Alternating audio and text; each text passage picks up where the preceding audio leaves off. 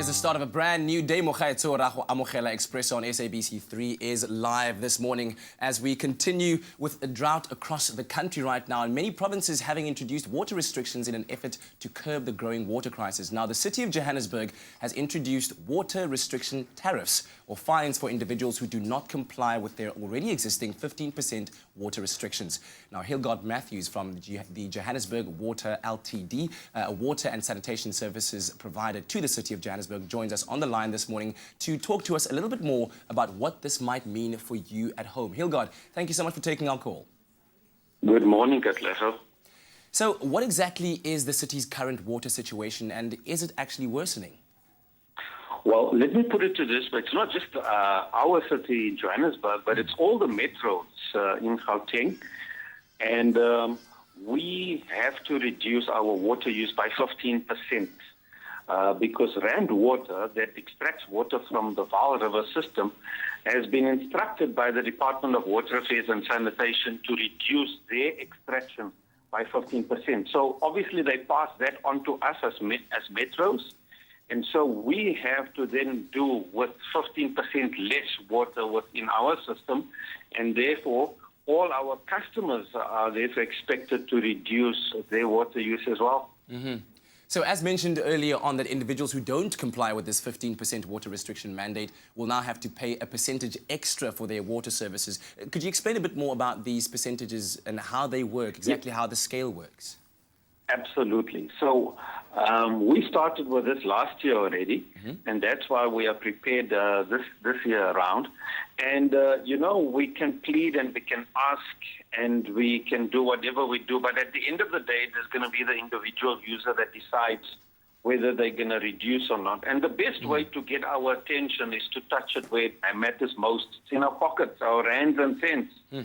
And so it's a way of trying to encourage our users to reduce their use. And so what happens is that we know that the average family uses about 20 kiloliters of water per month. Okay. Now, and so it's important that we then get to that point where we know that that average family is not going to be negatively impacted, because you see the average family is therefore not going to pay more money. However, the moment you go over 20 kiloliters, it means that you're going to be paying 10% more than the normal tariff.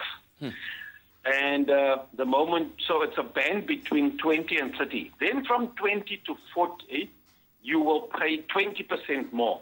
Okay. And then from 40 kiloliters upwards, you will pay 30% more.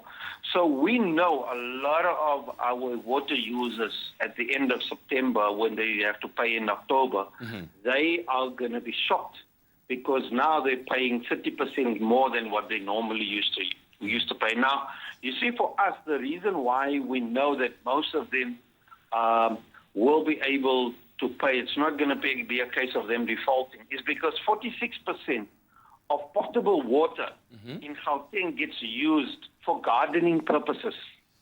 Now, if you think about it, nearly half of the water that gets produced, that gets treated by us, it is going onto the plants.